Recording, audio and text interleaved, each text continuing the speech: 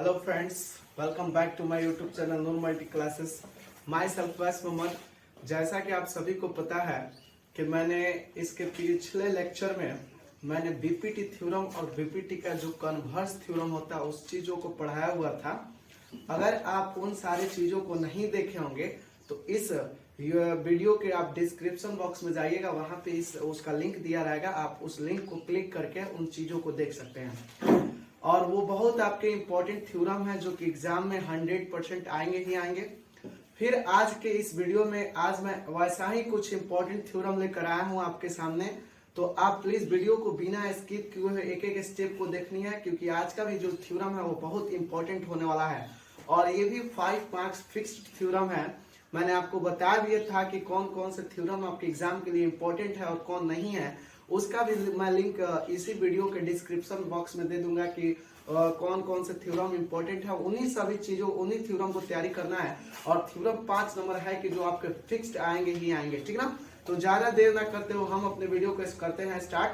वो आज आपका जो थ्योरम है, जो आज का थ्योरम वो बहुत इंपॉर्टेंट थ्योरम है। वो थ्योरम ये है कि देखिएगा, लिखा है स्टेटमेंट में ये है कि दो समरूप त्रिभुजों के क्षेत्रफलों का अनुपात उनकी संगत भुजाओं पर के वर्गों के अनुपात के बराबर होता है।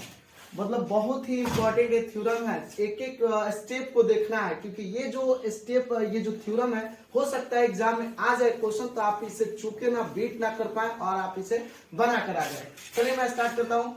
तो दो समरूप त्रिभुजों के क्षेत्रफलों का जो अनुपात होता है उनकी संगत भुजाओं पर के वर्गों के अनुपात के बराबर होता है। मैं आपको यहाँ पे छोटा सा हैंड में बता दे रहा हूँ। जैसे मान लीजिए ये ट्रायंगल है, ये ए है, ये बी है और ये सी है। इसके कहने का मतलब, और ये ट्रायंगल है, मान लेते हैं डी है, ई है, ई एफ है। मैं अभी समझा रहा हूँ आपको, ठीक ना।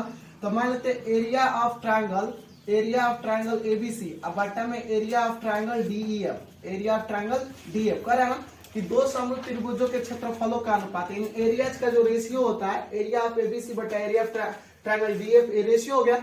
उनकी संगत भुजाओं पर के वर्गों के अनुपात के बराबर होता है। यानी इसका जो संगत है करस्पॉन्डिंग कौन होगा, इस ट्रायंगल में ए बी सी है और इस ट्रायंगल में डी एफ है, तो ए बी के करस्पॉन्डिंग कौन होगा, डी होगा, और बी सी के करस्पॉन्डिंग कौन होगा, ई एफ होगा, और ए सी के करस्पॉन्डिंग कौन होगा, डी एफ होगा कि नहीं होगा। तो इन सभी का स्क्वायर के रेशियो में जो होता है, यानी जो करस्पॉन्डिंग साइड है वो करस्पॉन्डिंग साइड जो होता है स्क्वायर के रेशियो में होता है। यानी कि एरिया ऑफ ट्रायंगल एबीसी बराबर हो जाएगा ए बी बटा डी का होल स्क्वायर बराबर बीसी बटा ईएफ का होल स्क्वायर, बीसी बटा ईएफ का होल स्क्वायर बराबर एसी बटा डीएफ का होल स्क्वायर, एसी बटा डीएफ का होल स्क्वायर। यही हमें करना है प्रूफ, ठीक है ना। तो ये आपके जो थ्योरम है, ये थ्योरम जो क्या कहता है, ये थ्योरम यही कह रहा है और इसी चीज को हमें प्रूव करना है, जो कि मतलब कि यहाँ स्टेटमेंट लिखा हुआ, स्टेटमेंट के रिगार्डिंग यही थ्योरम है। तो इन सभी को मैंने रफ में आपको समझा दिया। अब प्रूव कैसे करते हैं वो चीजें देखेंगे, प्रूफ कैसे करते हैं वो चीजें देखें। बाबू तुम मिटाने वाला, चलिए देखेंगे प्रूफ कैसे करते हैं। ये देखिए, ये ट्रायंगल हमने बनाया यहाँ पे। इस ट्रायंगल का नाम हमने दे दिया कुछ ए बी और सी। इसका ट्रायंगल हमने एक और ट्रायंगल ले लिया और इसका नाम हमने दे दिया कुछ डी ई एफ, ठीक है ना। तो जो चीजें दिया है उसको पहले हम लोग यहाँ पे राइट डाउन करेंगे, लिखेंगे। माना कि दो समरूप त्रिभुज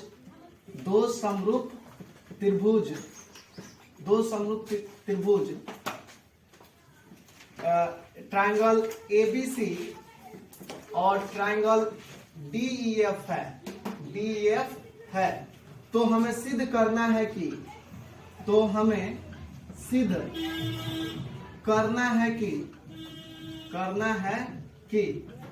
triangle ABC, area of triangle ABC बटा एरिया ऑफ ट्रायंगल डीईएफ बराबर करस्पॉन्डिंग साइड का स्क्वायर का जो रेशियोज होता है, यानी ए बी वहां कर रहे हैं उनकी संगत भुजाओं के वर्गों के अनुपात, यानी जो करस्पॉन्डिंग साइड है उसके स्क्वायर का जो रेशियोज होता है, यानी ए बी के करस्पॉन्डिंग डी, तो ए बी बट्टा में हो जाएगा डी का होल स्क्वायर बराबर, यहां लिख देते हैं क्योंकि उधर कैमरा में आएगा नहीं, बीसी बट्टा ईएफ, तो बीसी बट्टा में लिख देंगे ईएफ का होल स्क्वायर बराबर एसी बट्टा डीएफ का whole square.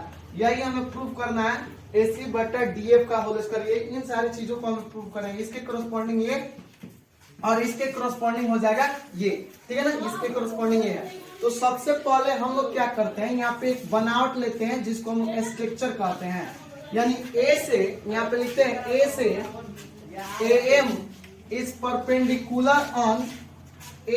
Perpendicular on BC तथा D से DN इज परपेंडिकुलर, बाबू हल्ला ना करो, D से DN is perpendicular on EF खींचा। A से AM is perpendicular on BC तथा D से DN is perpendicular on EF खींचा। मतलब कि यहाँ पे हमने क्या किया, एक परपेंडिकुलर लिया जिसका नाम पड़ गया M। और ये देखिए ये सारी चीजें मैंने आपको समझाने के लिए बताया हुआ है, ये जो करस्पॉन्डिंग साइड है, और इस यहाँ पे हमने एक N लंब खींचा। तो आप जानते हैं कि यहाँ पे कितने डिग्री का एंगल बनेगा, 19 डिग्री का, और यहाँ भी 19 डिग्री का। ये जो करस्पॉन्डिंग साइड है, मैं आपको समझाने के लिए वैसे रेकॉर्डिंग किया था, उससे कोई दिक्कत नहीं, आप करस्पॉन्डिंग साइड समझ रहे। तो ये आपके 19 डिग्री एंगल शो होंगे, ये 19 डिग्री एंगल शो होंगे। तो जब 19 डिग्री एंगल शो होंगे तो हम इन सारी चीजों को सबसे पहले तो प्रूफ के स्टेटमेंट पर चलना है। ये बात मैंने क्यों लिखा है आपको ये जरूर अभी समझ में आएगी मैंने क्यों स्ट्रक्चर लिया है। तो सबसे पहले यहाँ पे हम प्रूफ की ओर चलते हैं। बहुत ही इंपॉर्टेंट थ्योरम है, वीडियो को बिना स्किप करके देखना है। सबसे प्रूफ लेंगे, दिया है कि क्या दिया है भाई, दिया है कि ट्रायंगल ABC सिमिलर है किसके, ट्रायंगल DEF के। ट्रायंगल ABC सिमिलर है ट्रायंगल DEF के।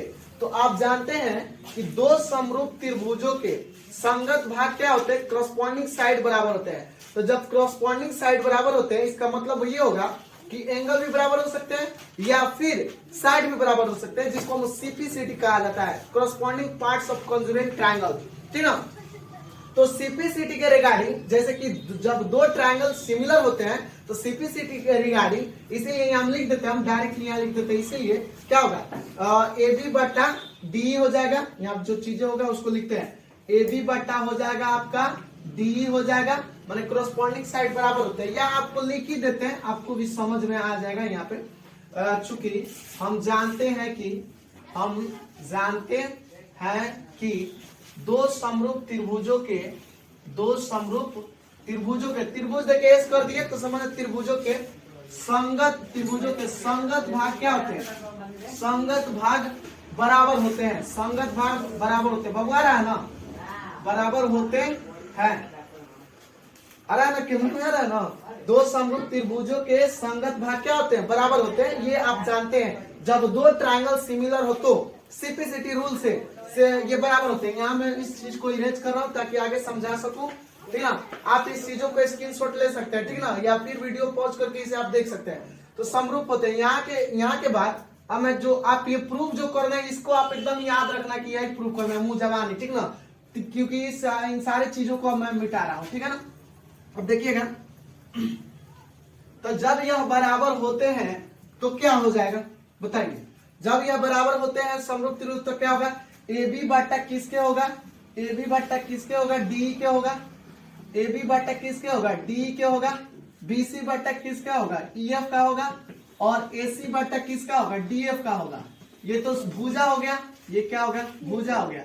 ये AC बटा DF का इक्वेशन नंबर फर्स्ट। और साथ में ये भी तो हो सकता है ना, क्योंकि ये भी हो सकता है एंगल A जो होगा एंगल D के करस्पॉन्डिंग होगा, एंगल B जो होगा एंगल E के करस्पॉन्डिंग होगा, और साथ में तथा जो ये एंगल C होगा वो किसके करस्पॉन्डिंग होगा, एंगल F के करस्पॉन्डिंग होगा कि नहीं होगा, ठीक है ना। अब हम क्या करते हैं, ये तो दो समरूप त्रिभुज पहले से दिया था तो उसका रिजल्ट ये आया था। लेकिन अब क्या है कि हम इस डायग्राम के अंतर्गत माने जो हमने इसमें लंब डाला, लंब डालने के बाद इसको और इसको हम क्या कर रहे हैं, इस ट्रायंगल को और इस ट्रायंगल को सिमिलर प्रूफ कर लेते हैं। देखिए कहीं भी एक साइड का पहले स्क्वायर प्रूफ करना होगा, तो जब एक साइड का स्क्वायर प्रूफ कर देंगे तो लिख देंगे इसी प्रकार की दोनों साइड का भी हो सकता है। तो आप इस ट्रायंगल से भी सिमिलर इन दोनों का सिमिलर ले सकते हैं, या फिर इन दोनों का भी सिमिलर कर सकते हैं। तो इन्हीं दोनों का कर लेते हैं। तो लिखेंगे अब त्रिभुज किसमें, अब त्रिभुज ट्रायंगल किसमें, ABM और ट्रायंगल किसमें DEN में, ट्रायंगल DEN में, इसमें चलते हैं।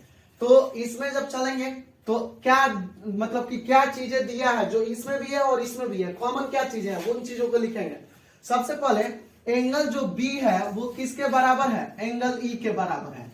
एंगल जो बी है वो एंगल ई के बराबर है। और साथ में एक चीज और दिया है, जो एंगल एम है वो किसके बराबर है, एंगल एन, यानी ये 90 डिग्री का है ना। तो जब दो गो एंगल एक दूसरे के, जो एंगल बी है एंगल ई के बराबर है, यहां से दिया है कि नहीं दिया, यहां से, तो यहां लिख देंगे ये दिया है, चूंकि दो समरूप त्रिभुज क्या है, सिमिलरिटी के स्टेटमेंट से ये दिया है।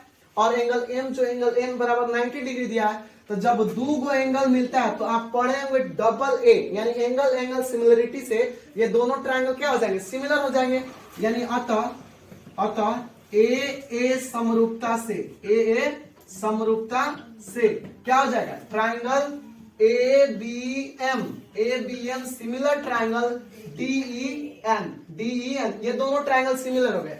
इसीलिए जब सिमिलर हो गए तो सीपीसीटी के रिगार्डिंग, यानी corresponding parts of conjugate triangle के रिगार्डिंग, इसीलिए सीपीसीटी से क्या होगा, AB बटा क्या हो जाएगा, DE हो जाएगा, और AM बटा क्या हो जाएगा, DN हो जाएगा। AM बटा क्या हो जाएगा, DN हो जाएगा। देखोगे AB बटा DE और AM बटा DN।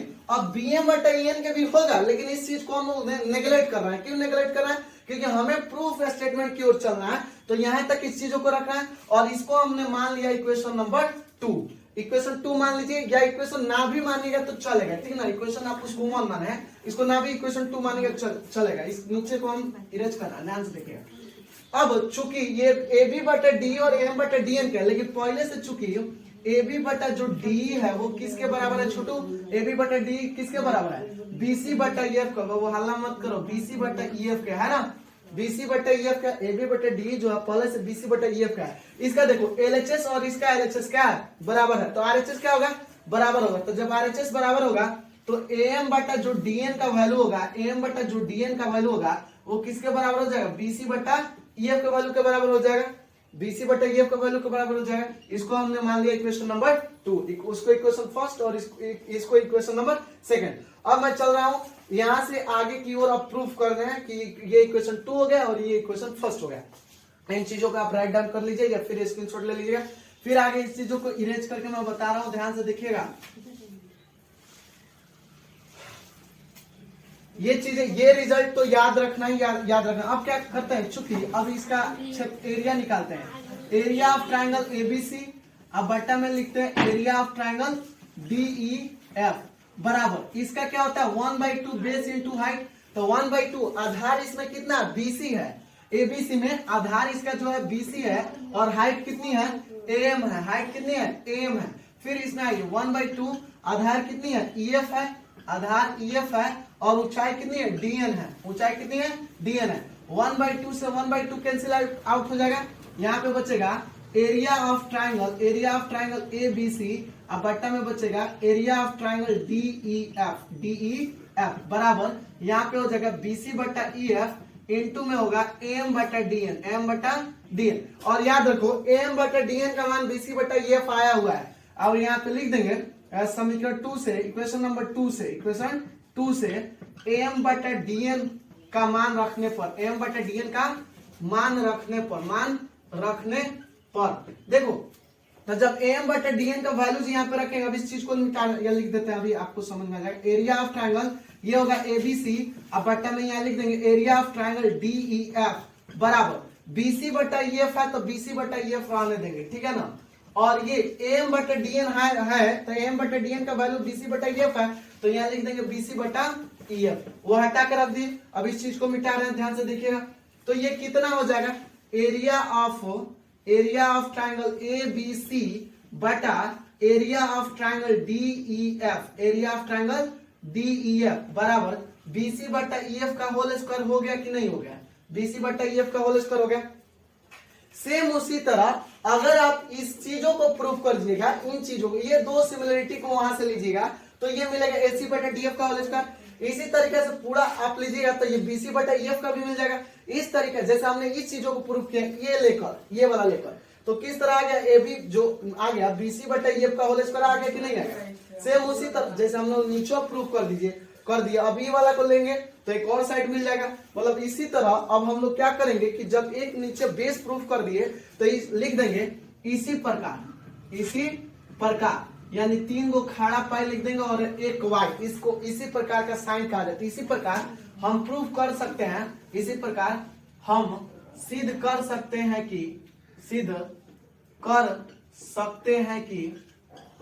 क्या सिद्ध कर सकते हैं, एरिया ऑफ ट्रायंगल एबीसी, बाबू ये नीचे दिखाई दे रहा है, एरिया ऑफ ट्रायंगल एबीसी बटा area of triangle DEF, area of triangle DF नीचे आ रहा है, ट्रायंगल डीईएफ क्या प्रूव कर सकते हैं, एसी बटा मतलब कि ये AB बटा डी का होल स्क्वायर प्रूव कर सकते हैं, AB बटा डी का होल स्क्वायर, AB बटा डी का होल स्क्वायर अब बराबर AC बटा DF का भी होल स्क्वायर, AC बटा DF का भी होल स्क्वायर, ये भी प्रूव कर सकते हैं, नहीं कर सकते हैं। तो जब ये इन दोनों को इसी प्रकार हम लोग जब जैसे मानते हैं 3 स्टेटमेंट एक जैसा हो तो एक को प्रूव किया जाता है, 2 को ऐसे लिख दिया जाता है, इसी प्रकार उसको भी प्रूव कर सकते हैं।